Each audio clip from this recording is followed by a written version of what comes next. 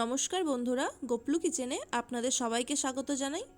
আজকে আমি আপনাদের সাথে শেয়ার করব একদম মিষ্টি দোকানের মতো নরম তুলতুলে রসগোল্লা বানানোর সঠিক পদ্ধতি, যেগুলি ফলো করলে রসগোল্লা একদমই ভেঙে যাবে না, গোল আর পারফেক্ট হবে।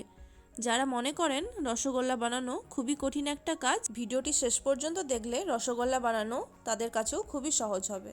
রসগোল্লা বানানোর জন্য আমি এখানে ফুল ফ্যাট মিল্ক নিয়েছি।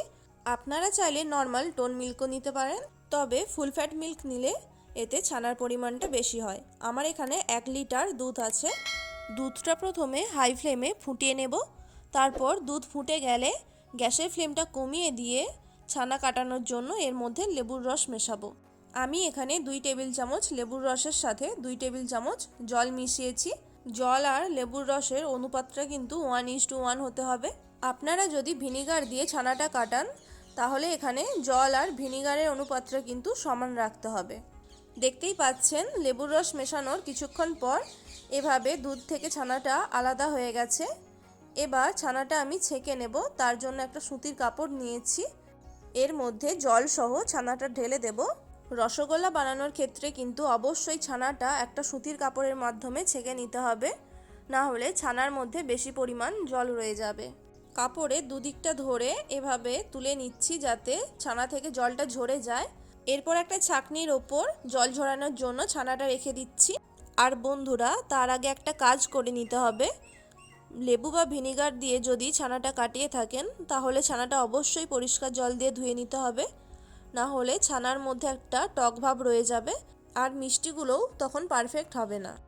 এরপর দেখুন কাপড়ের সব দিকটা ধরে তুলে নিয়ে ওপরের অংশটা ভালো করে পেঁচিয়ে নিচ্ছি যাতে ছানার মধ্যে থাকা জলটা বেরিয়ে যায়। আর কাপড়টা 3 থেকে 4 বার হালকাভাবে স্কুইজ করে নিচ্ছি ছানার জলটা বের করার জন্য। খুব বেশি চাপ দিয়ে জল বের করানোর একদমই দরকার নেই। আর ছানাটা একদমই যাতে ড্রাই না হয়ে যায় সেই দিকেও খেয়াল রাখতে হবে।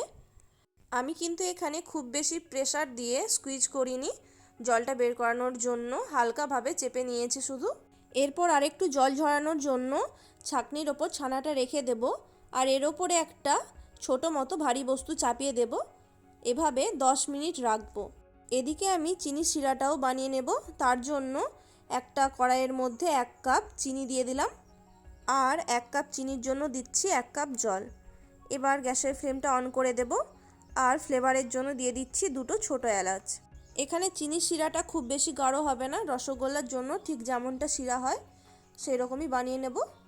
আর বন্ধুরা, অনেক সময় রসগোল্লার রসটা পরিষ্কার থাকে না, তাই জন্য একটা টিপস ফলো করতে পারেন। রসের মধ্যে আপনারা চাইলে 3 থেকে 4 চামচ দুধ মিশিয়ে দিতে পারেন। তাতে কি হবে, রসের মধ্যে থাকা সমস্ত ময়লাগুলো এক সাইডে চলে আসবে আর সেই সময় হাতা দিয়ে ময়লাটা তুলে নিলেই মিষ্টি রসটা একদম পরিষ্কার হয়ে যাবে। দেখতেই পাচ্ছেন বন্ধুরা, গ্যাসের ফ্লেমটা বাড়াতেই দেখুন ওপরে থাকা ময়লাগুলো জমা হয়ে যাচ্ছে। এগুলিকে এবার হাতা দিয়ে আমি তুলে নেব। দেখুন বন্ধুরা, মিষ্টির রসটা একদমই পরিষ্কার হয়ে গেছে। আর রসগোল্লা বানানোর জন্য যেরকম মিষ্টির রস দরকার সেরকমটা হয়েছে কিনা দেখে নেব। হাত দিয়ে একটু চেক করে দেখে নেব মিষ্টির রসটা এরকম তেলতেলে ভাব হয়েছে কিনা। তেলতেলে ভাব হলেই বুঝে নিতে হবে রসটা একদম পারফেক্টলি রেডি। এবার গ্যাসের ফ্লেমটা বন্ধ করে দেব। একটা পাত্রে ঢেলে নিচ্ছি মিষ্টির রসটা। এর মধ্যে চাইলে 1 চিমটের মতো কেশর ছড়িয়ে দিতে পারেন, এতে কালার আর সুগন্ধ দুটোই খুবই ভালো হবে। এদিকে দেখুন আমার ছানা থেকে জলটাও ঝরিয়ে নেওয়া হয়ে গেছে। এবার ছানাটা আমি একটা বড় থালার ওপর নিয়ে নিচ্ছি মাখিয়ে নেওয়ার জন্য। আর ছানাটা দেখুন একদমই শক্ত হয়ে যায়নি, বেশ নরম আছে। ছানার মণ্ডটাকে প্রথমে ভেঙে নিচ্ছি হাত দিয়ে, তারপর ছানাটা খুব ভালো করে মাখিয়ে নেব। হাতের ঠিক তালুর অংশটা দিয়ে ছানাটা চেপে চেপে মসৃণ করে নিতে হবে যাতে ছানার মধ্যে কোনো রকম ডেলা না থাকে। ছানাটা মসৃণ করে না মাখালে কিন্তু মিষ্টিগুলো ফেটে ফেটে যাবে, একদমই পারফেক্টলি হবে না। খুব বেশি সময় ধরে ছানাটা মাখানোর একদমই দরকার নেই, মোটামুটি 7 থেকে 8 মিনিটের জন্য মাখিয়ে নিলেই চলবে। না হলে ছানার মধ্যে থাকা ঘিটা বেরিয়ে গেলে মিষ্টিগুলো কিন্তু শক্ত হয়ে যাবে, একদমই নরম তুলতুলে হবে না। ছানাটা এখানে আমার প্রায় মাখানো হয়ে গেছে। এবার আমি এর মধ্যে দিয়ে দেব 1 চামচ ময়দা। ময়দা দিয়ে ছানাটাকে আরও 1 মিনিটের জন্য মাখিয়ে নেব। আপনারা চাইলে ছানার মধ্যে একটু ফ্লেভার আর সুগন্ধের জন্য এলাচের গুঁড়ো মিশিয়ে নিতে পারেন। ছানাটা আমি হাত দিয়ে একদম মসৃণ করে মাখিয়ে নিয়েছি, কোনো রকম আর এতে ডেলা ভাব নেই। এবার দেখুন ছানার মণ্ডটাকে আমি এক জায়গায় করে নিচ্ছি। একটা জিনিস খেয়াল করবেন, ছানার মণ্ডটা কিন্তু যতই ঘোরাচ্ছি একদমই হাতে বা থালাতে লেগে যাচ্ছে না, মানে একদমই মসৃণ হয়েছে।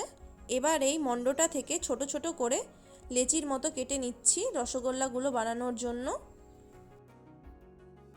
এবার সমস্ত লেচিগুলো কেটে নিয়ে একটা একটা করে হাত দিয়ে এভাবে ঘুরিয়ে গোল গোল করে রসগোল্লাগুলো বানিয়ে নিতে হবে।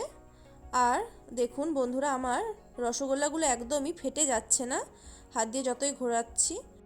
আর অবশ্যই রসগোল্লাগুলো বানানোর সময় কিন্তু হালকা হাতে প্রেস করে গোল গোল করে রসগোল্লাগুলো পাকাতে হবে। আর একটা টিপস বলে রাখি বন্ধুরা, রসগোল্লাগুলো গোল গোল করার সময় যদি দেখেন যে খুব বেশি ফেটে যাচ্ছে, তাহলে ছানাটা আর একবার ভালো করে মাখিয়ে নেবেন। দেখুন বন্ধুরা, আমার এখানে প্রত্যেকটা রসগোল্লা একদম মসৃণ হয়েছে, একদম ফেটে যায়নি। একইভাবে সবগুলো আমি বানিয়ে নেব। দেখুন সব রসগোল্লা আগে আমি বানিয়ে নিয়েছি, তারপর একটা ভিজে কাপড় দিয়ে আমি রসগোল্লাগুলোকে ঢাকা দিয়ে রাখছি। দেখুন এখানে একটা আমি বড় সাইজের কড়াইয়ের মধ্যে 1.5 কাপ পরিমাণে চিনি নিয়ে নিচ্ছি, আর ওরই সাথে নিয়ে নেব 5 কাপ জল। এখানে 1.5 কাপ চিনি নিয়েছি, সেই জন্য আমি এখানে 5 কাপ জল নিয়ে নেব। আর বন্ধুরা একটা জিনিস অবশ্যই ফলো করবেন, রসগোল্লা বানানোর ক্ষেত্রে কিন্তু জলের পরিমাণটা অনেকটাই বেশি লাগবে। এখানে আপনি 2টো মিষ্টি বানালেও যতটা জল লাগবে, 10টা মিষ্টি বানালেও কিন্তু একই পরিমাণে জল নিতে হবে। এবার গ্যাসের ফ্লেমটা বাড়িয়ে দিয়ে মিষ্টির রসটা ফুটতে দেব। আর একটা জিনিস দেখুন, কড়াইয়ের ঠিক মাঝখানে খুব বেশি পরিমাণে বাবলস আসছে, ঠিক ওইখানটাতে মিষ্টিগুলো একে একে ছেড়ে দিতে হবে। আর রসগোল্লাগুলো কড়াইয়ে দেওয়ার সময় কিন্তু অবশ্যই গ্যাসের ফ্লেমটা বাড়িয়ে রাখতে হবে। মিষ্টিগুলো কিন্তু একসাথেই একটা একটা করে সব দিয়ে দিতে হবে।